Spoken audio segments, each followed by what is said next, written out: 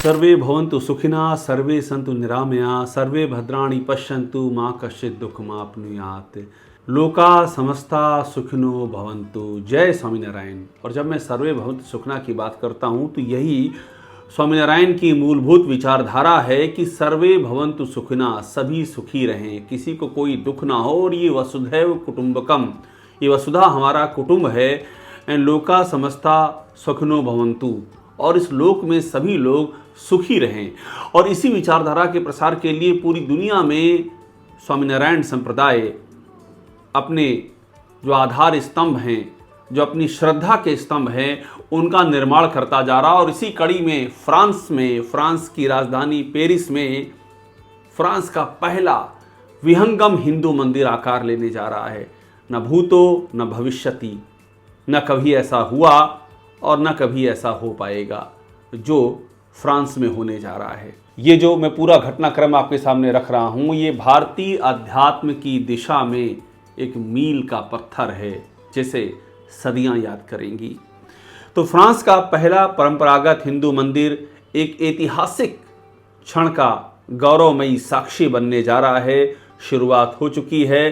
साल 2026 में ये मंदिर बनकर तैयार हो जाएगा। लेकिन आप जब समझेंगे इस मंदिर के निर्माण की प्रक्रिया को, तो इस मंदिर के निर्माण में आपको भावनाओं का, सद्भावनाओं का, श्रद्धा का, आस्था का और सजल कामनाओं का, विश्व कल्याण की कामनाओं का ऐसा आपको दुर्लभ संगम दिखाई पड़ेगा जिसका कहीं कोई उदाहरण नहीं मिलता है। इस मंदिर के प्रोजेक्ट का एक औपचारिक लॉन्च जिसे कहते हैं वो हुआ 4 मई 2024 को, और ये हुआ BAPS स्वामीनारायण मंदिर लंदन में। 36 साल बाद एक बार फिर से इतिहास ने करवट ली। 36 साल बाद उसी दिन जब प्रमुख स्वामी महाराज ने आकाश से पेरिस पर पुष्प पंखुड़ियाँ बिखेरी थीं, साक्षात आशीर्वाद प्रमुख स्वामी महाराज का पेरिस के धराधाम को मिला था। उसी के 36 साल बाद इस महान कल्पना ने मूर्त रूप लेना शुरू कर दिया। पेरिस के बेसे सेंट जॉर्ज में 5000 स्क्वायर मीटर में बनने जा रहा ये मंदिर ये अपने आप में अनूठा है। यूरोप में जो भारतीय सनातन परंपरा है, जो भारतीय अध्यात्म परंपरा है, उसके एक नए शीर्ष, एक नए क्षितिज और एक गौरवमयी आकार की ये महान कल्पना है जो साकार होने जा रही है।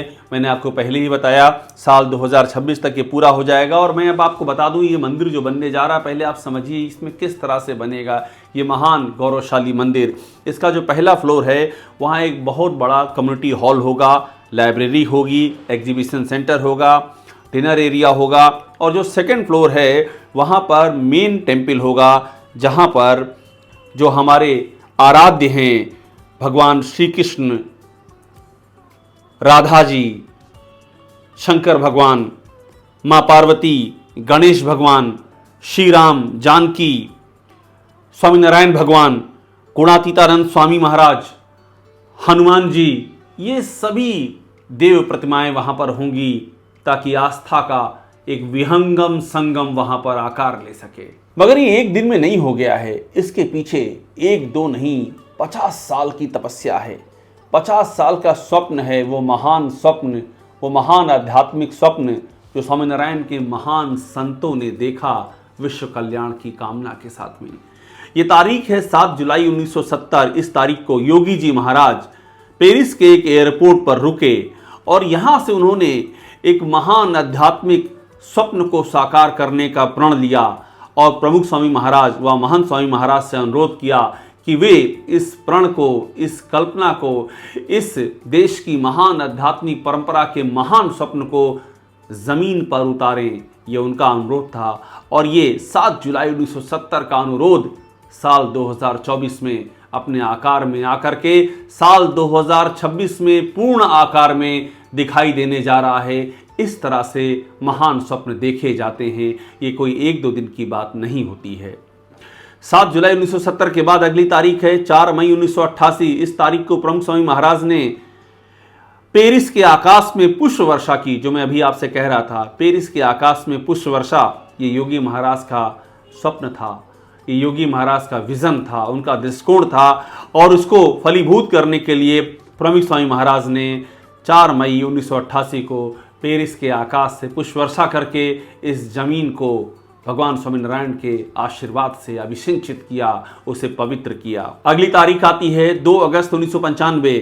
इस तारीख को यूरोप का पहला परंपरागत हिंदू मंदिर लंदन के नेस्टन में उद्घाटन हुआ।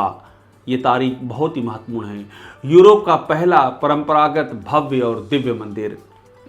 इसके बाद ही प्रमुख स्वामी महाराज ने पेरिस में हिंदू टेम्पल का जो उनका विज़न था, यहाँ पर उसे व्यक्त किया। आप सोचिए एक स्वप्न को कैसे जिया जाता है। 1970 से लेकर के साल दर साल बीतते जा रहे हैं, तिथियां बदलती जा रही हैं, कैलेंडर चेंज हो रहे हैं, लेकिन स्वप्न नहीं बदल रहा है।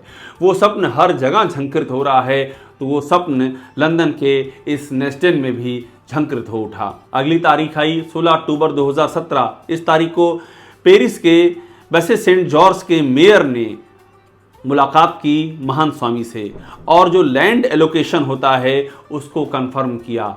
ये एक बड़ी बात है।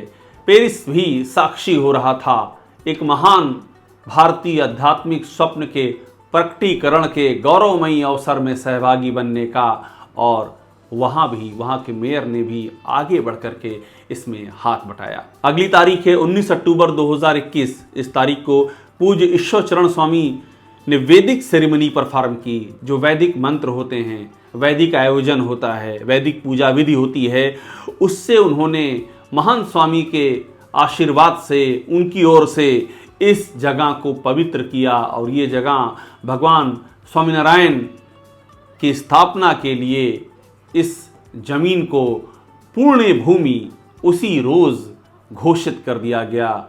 ये ज़मीन वैदिक मंत्रों से पवित्र हो उठी, पुण्यमयी हो उठी। अगली तारीख है 3-4 सितंबर 2022। देखिए मैं आपसे बार बार कह रहा हूं कि ये 1-2 दिन की बात नहीं, 50 साल तक का एक सजल स्वप्न देखा गया है। सजल इसलिए कह रहा हूं क्योंकि ये मानवता की सजल आंखें देख रही थीं। भगवान स्वामीनारायण के आदर्शों को संपूर्ण जगती के, संपूर्ण विश्व के कोने कोने में फैलाने का जो महान संकल्प है, वो इस स्वप्न को लगातार देख रहा था। तो 3-4 सितंबर 2022 को वो भी तारीख आ गई जब महंत स्वामी महाराज के आशीर्वाद से आनंद स्वरूप स्वामी ने इसका जो फाउंडेशन स्टोन है, जो नींव का पत्थर है, उसकी प्रतिष्ठा यहाँ पर की गई, और इस तरह से एक महान स्वप्न ने आकार लेना शुरू कर दिया। 3-4 सितंबर 2022 की वो तारीख थी। इसके बाद जो अगला साल बीता, साल 2022 से साल 2023, उसमें प्लानिंग चली लगातार। प्लानिंग और टेस्टिंग यानी कि परीक्षण और नियोजन, ये बहुत ही ज़रूरी है। स्वामीनारायण के वॉलंटियर इसमें लगे, दिन रात लगे, अपनी कामकाज, अपनी मूल्यवान नौकरियों को छोड़ करके वे आए और भगवान स्वामीनारायण के आशीर्वाद की छाया में अपने उस अमूल्य समय को उन्होंने न्यौछावर करने का संकल्प लिया। इसके बाद 13 जुलाई 2023 उस तारीख को पीएम मोदी ने पेरिस में जो BAPS के जो प्रतिनिधि थे उनसे मुलाकात की और इस पूरे कार्यक्रम की समीक्षा की। ये देशवासियों के लिए गर्व का विषय है। भारत के कोने कोने के लिए, देश दुनिया में फैले भारतीयों के लिए गर्व का विषय है कि पेरिस में ऐसा महान हिंदू मंदिर निर्मित होने जा रहा है। स्वयं प्रधानमंत्री मोदी ने इसके कामकाज की समीक्षा की। इसके बाद वो तारीख भी आ गई 19 अप्रैल 2024, जब महंत स्वामी महाराज ने सारंगपुर में इस मंदिर की डिज़ाइन को फाइनलाइज किया। महंत स्वामी महाराज का जो सत संकल्प था, उनके जो सत प्रयास थे, उनके हृदय की जो गहरी विश्व कल्याण की कामना थी, वो सतत प्रयास में रत थी, और वो स्वयं इस मंदिर की डिज़ाइन को लेकर के उनके मार्गदर्शन में ये डिज़ाइन अपनी पूर्णता की ओर आगे बढ़ रही थी। और 19 अप्रैल 2024 का वो दिन था जब उन्होंने इस डिज़ाइन को फाइनलाइज किया, और साथ ही इसके जो ब्लूप्रिंट था उस पर फ्रेंच वर्ड बेनिडिक्शन लिख करके अपना आशीर्वाद दिया। भारतीय और यूरोपीय संस्कृत के संगम का ये एक अमूल्य दिन था। ये वो दिन था जिसे इतिहास याद रखेगा, जिसे सदियां याद रखेंगी। और इसके बाद 4 जून 2024 ये वो तारीख थी जब जो कंस्ट्रक्शन है, निर्माण है, वो आधिकारिक तौर पर शुरू हो गया। पहला नींव का पत्थर वो रखा गया और एक परंपरागत हिंदू आयोजन यहाँ पर हुआ, प्रतिष्ठा यहाँ पर हुई और 4 जून 2024 से निर्माण कार्य शुरू हो गया।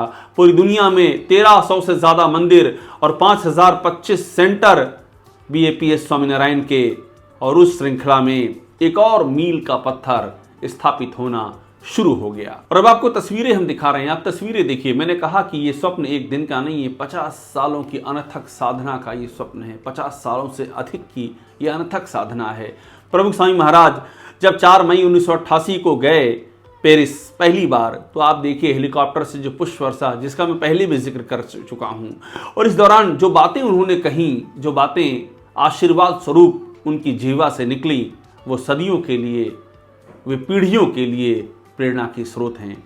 प्रमुख स्वामी महाराज ने कहा, मंदिर के बारे में बताया कि मंदिर क्यों होना चाहिए। उन्होंने कहा कि मंदिर ये उपासना के संरक्षण के लिए बनाए जाते हैं। भगवान स्वामीनारायण ने स्वयं इन मंदिरों का निर्माण किया है, शास्त्री महाराज ने निर्माण किया है।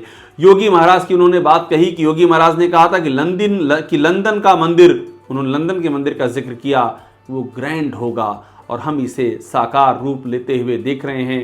प्रमुख स्वामी महाराज के जो वो पवित्र वचन थे उनको सुनिएगा।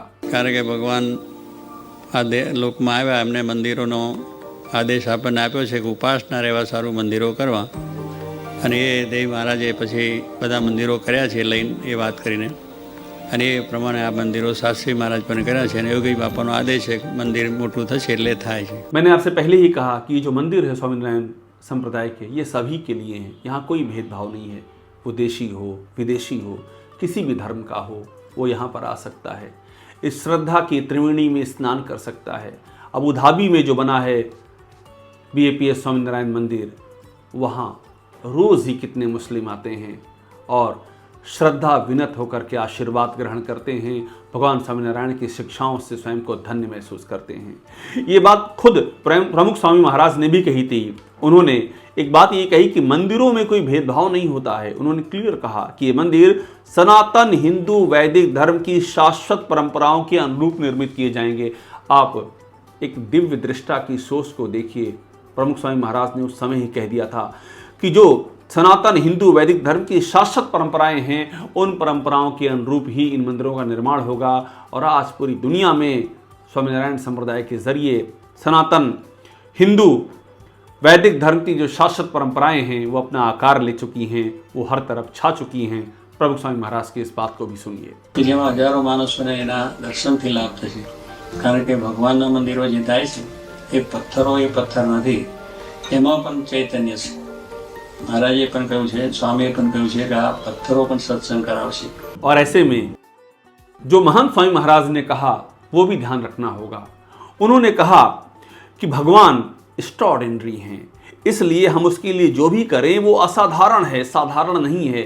उनके सामने मैंने आपसे बताया कि लगातार प्रेजेंटेशन महान स्वामी महाराज के सामने दिया जाता रहा इस मंदिर को लेकर के, किस तरह से इस मंदिर को उनका निर्माण किया जाएगा, क्या प्रगति है, डिज़ाइन है। तो ऐसे में उनका मार्गदर्शन, महान स्वामी महाराज का मार्गदर्शन, वो सबसे मजबूत कड़ी रही इस मंजिल की ओर आगे बढ़ने की। और ऐसे में उन्होंने एक रोज़ कहा कि भगवान असाधारण है, एक्स्ट्राऑर्डिनरी है, इसलिए जो भी हम करेंगे वो असाधारण ही करेंगे, साधारण नहीं करेंगे। उनके वचन को सुनिए। एक्स्ट्राऑर्डिनरी भगवान एक्स्ट्राऑर्डिनरी છે, એમના માટે બધું કરવું પડે, एक्स्ट्राऑर्डिनरी કરવું પડે, સામાન્ય નહીં। इस दिव्य मंदिर के निर्माण की प्रक्रिया में ऐसा बहुत कुछ हमने देखा है जो अनूठा है, जो ये बताता है कि किस तरह से भारतीय संस्कृति समस्त विश्व को आच्छादित कर रही है, उसको रास्ता दिखा रही है। यहाँ पर हमने विदेशियों को देखा, जो विदेशी इस निर्माण कार्य से जुड़े हुए, वो किस तरह से इस भारतीय संस्कृति में समाते जा रहे हैं, उनका पूजा पाठ करते हुए, तिलक लगाते हुए, इस पुण्य भूमि को नमन करते हुए वे अभिभूत हैं। उनकी बातचीत सुनिए। ये उन विदेशियों की बातचीत है जो यहाँ पर इस निर्माण की प्रक्रिया में लगे हुए हैं और वे किस तरह से अभिभूत हैं। जब आप उसको आप सुनेंगे तो आपको समझ में आएगा कि एक मकसद होता है इस महान कार्य के पीछे, और वो मकसद यहाँ पर परिलक्षित हो रहा है। सुनिएगा इन विदेशियों को। Opportunité de participer à réaliser le premier temple hindou en Europe. Ça, on peut le faire qu'une fois dans la vie. Donc, on mesure notre chance et on mesure de faire partie de cette histoire. तो साल 2026 में ये महान स्वप्न साकार होने जा रहा है। पूरी दुनिया इसकी गवाह होगी। भारत की आध्यात्मिक चेतना के लिए ये ऐतिहासिक क्षण होगा, ये मील का पत्थर होगा। भगवान स्वामीनारायण का आशीर्वाद संपूर्ण विश्व में गूंज रहा है। भारतीय सनातन वैदिक धर्म की प्रतिष्ठा पूरे विश्व में आच्छादित हो रही है। यही हमारे ऋषि मुनियों का संकल्प है, भगवान स्वामीनारायण का यही आशीर्वाद है, और इसी आशीर्वाद को साकार होते हुए हम देख रहे हैं। ये हमारा भी सौभाग्य है। टॉप सीक्रेट से जुड़े रहिए, लाइक कीजिए, सब्सक्राइब कीजिए। आपको लगातार इस मंदिर से जुड़ी हुई सारी खबरें आपको दिखाते रहेंगे। ये इसलिए ज़रूरी है क्योंकि ये विश्व मानवता के लिए एक बेहद ही महत्वपूर्ण मोड़ है, और इस मोड़ का हम सभी को स्वागत करना चाहिए, अभिनंदन करना चाहिए।